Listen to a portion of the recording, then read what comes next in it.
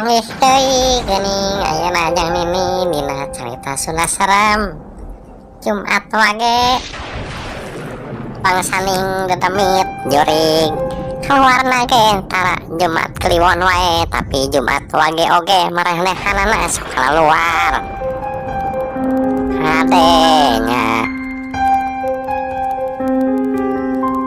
tong ngadengikeun sosoranganan jeung tong hilap ke subscribe na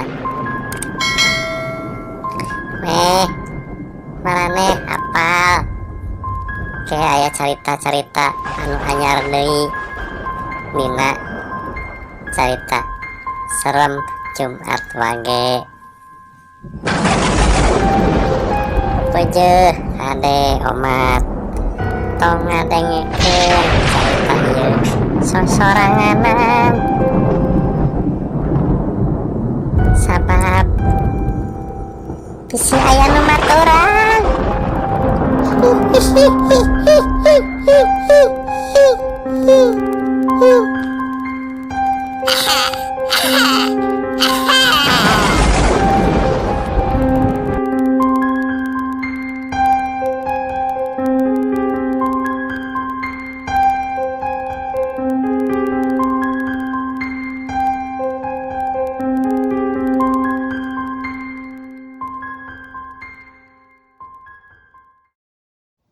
Ngaran kuring Deni. Ari ku urang lembur mah kuring teh sok di ujang-ujang. Jadi we kuring teh katelahna Ujang Deni. Arek ku sapantaran, arek ku kolot, arek ku budak.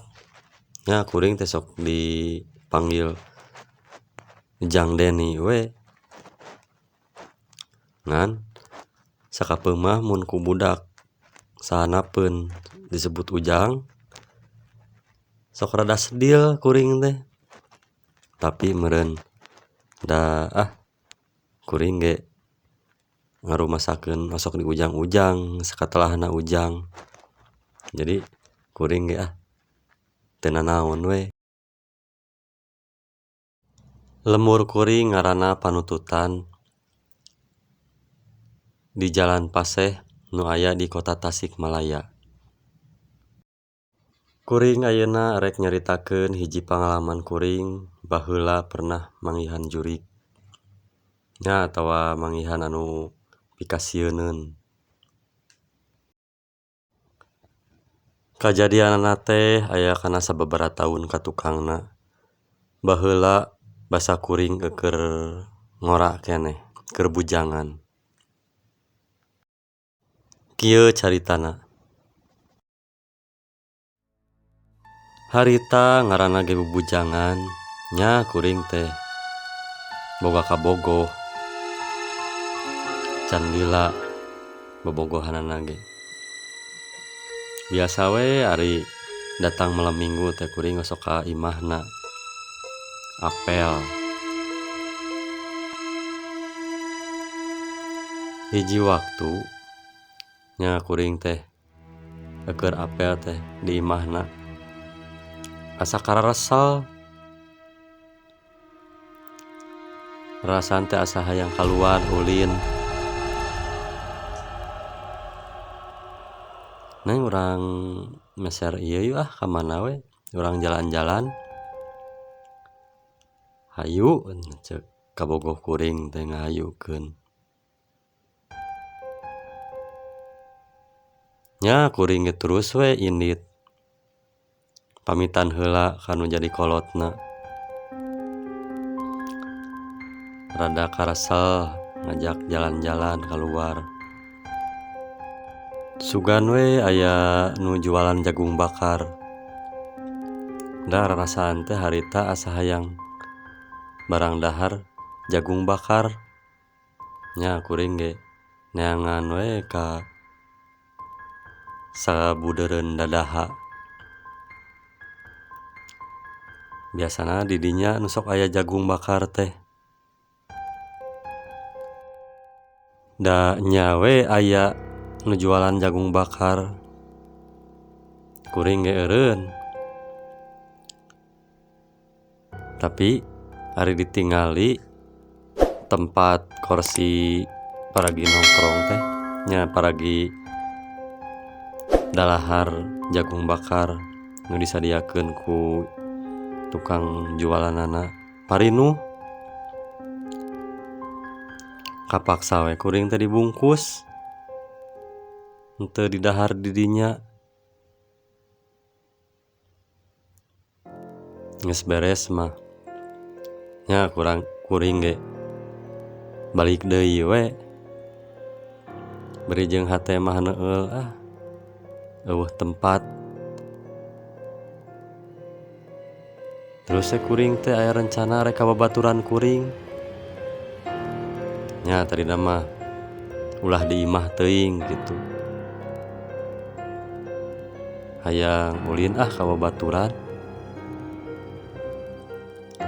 Neng ulah waka uih urang ameng heula ka ieu rencangan aa. Si Neng ge ngahayukeun ka bogoh kuring teh nya hayu we. Terus kuring teh can waka balik da harita teh beurang keneh karek jam 8 nya rencana teh rek di babaturan kuring tapi ka jam 8-an meh teu kesel teuing ari di imah mah. Ari di babaturan mah aya ngobrol teh bisa jeung babaturan kuring bisa ngobrol kaditu ka dieu tiluan pikiran teh. Yus kuring teh nya kaditu muru ka babaturan kuring nu ayana di lemur Negra. Tah kuring teh geus tepi we ka Negla nya ngan pedah imahna teh ari disabudeureun imah manehanana mah masih keneh culcol imahna teh jadi henteu padet. Jadi kadang di dieu imah seuleut 200 meter karek aya deui imah bari jeung jalan lage butut can di aspal masih keneh batu gerde paling mahi samobileun karek ka imah manehanana teh nya lumayan oge rada geuman ditinggalina teh. Tapi da kuring ge geus biasa sok ulin ka dinya jadi teu pati keung teuing. Ari pas tepi ka imahna nah asa sarepi asa areueuh nya harita kuring teh nelepon ka babaturan kuring nah areueuh ka Aris ngaranna teh. Riz di mana? Nah areueuh sasaha nya cenah kolot kuring keur nganjang ka uwana ka uwa kalanceukna nya kuring ayeuna keur ulin. Naon? Arek ulin we ka maneh. Tidak urang ge sakedeung deui arek balik. Tah bisi arek nungguan mah bisi arek asup ka imah eta aya kuncina di luhur. Asup we ceuk baturan kuring teh nitah asup ka kuring teh da cenah mah manehanana teh sakedeung deui arek balik.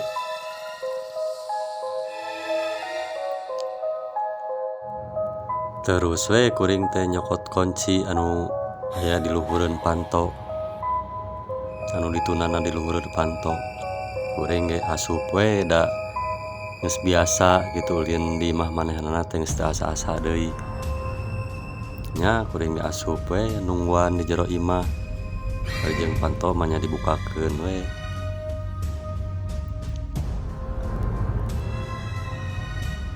kuring teh upiak we ngobrol jeung kabogoh kuring beri rada ocon saeutik bari nya dahar jagung bakar teh anu tadi teu karasa waktu teh jam 8. Nah si Aris teh can balik wae nya kabogoh urang ge kabogoh kuring ge nganyakeun urang wih we yuk geus kuring upiak ngobrol teh da si Aris can keneh balik malahan mah ditelepon ku kuring teh, Riz di mana keneh? Non teh kuringna keur aya perlu cenah ge can waka bisa balik. Kuring teh pamitan ka Aris teh, Riz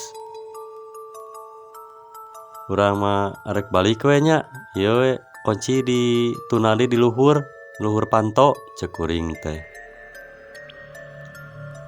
Nya sok Den hampura cenah urang can bisa balik teu bisa balik keun we nya kuring balik we ieu kunci di tunadi di luhurnya. Cek Aris teh nya terus kuring teh keluar nutupan panto dituna we di luhur ku kuring teh. Tapi nah pas kuring keur ngunurkeun motor teh pan kuring teh ngaluarkeun motor teh keluar kasih jalan teh bari mundur bari nyahareup ka imah Aris. Ari kabogoh kuring mah ti heula bari mukakeun pager terus ti heula ka jalan. Tah sabot kuring keur munurkeun motor bari ditumpakan. Nah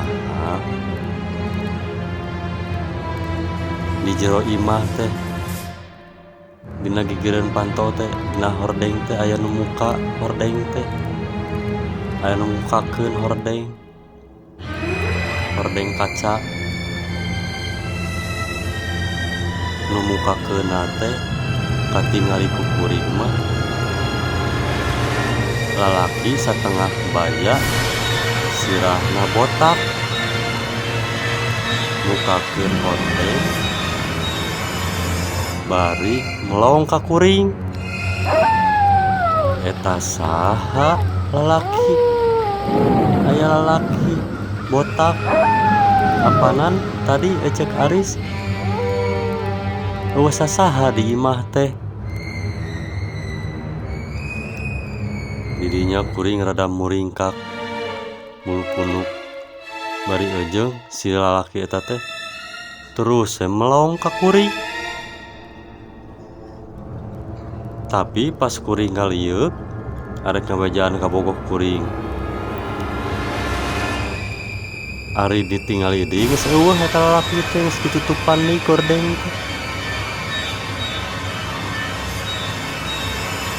Tah didinya kuring buru-buru we terus keluar. Bari jeung ka kabogoh kuring teh nya dicaritakeun tadi teh. Kabogoh kuring teh rada percaya teu percaya. Wah cenah nya cek kabogoh kuring teh pan di imah teh eueuh sasaha.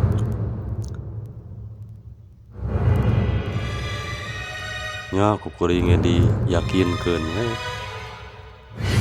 da meureun dari kabogoh kuring mah nya meureun kuring kitu ge ayeuna mah ngomong kitu berarti nya percaya we ayeuna mah.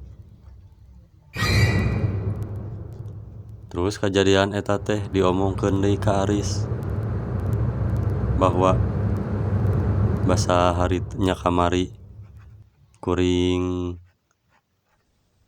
nganjang ka imah manehanana teh basa keur eueuh manehanana pas balik aya nu melengekeun hordeng bari jeung nolor sirahna botak Aku kuring ditanyakeun nyaris ge nya da eueuh sasaha kan cek Aris teh jaba eueuh urang mah bawa keluarga nu sirahna botak. Aris ge jadi rada sieun ngadenge carita kuring kitu teh.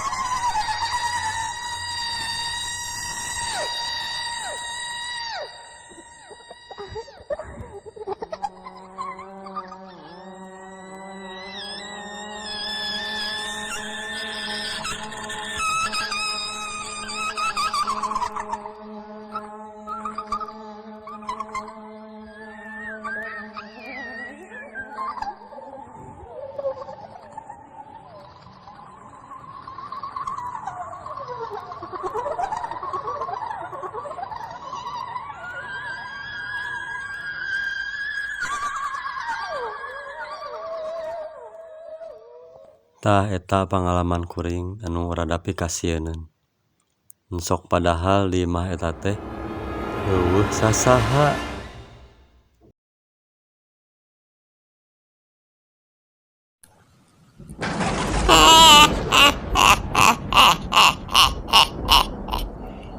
Nah, sakitu geuningan carita anu dipedar ku Incu Nini teh.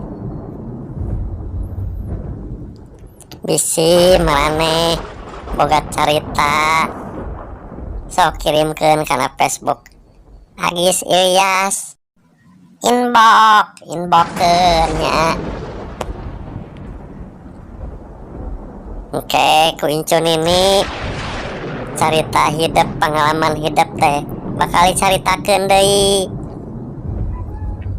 Jeung penting mah kade subscribe na soalnya ke bakal loba carita-carita leuwih rame.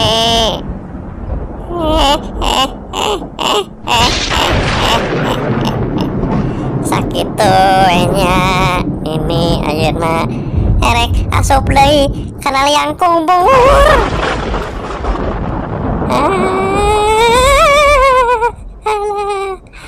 Asup deui kana liang kubur ini ayeuna teh sare.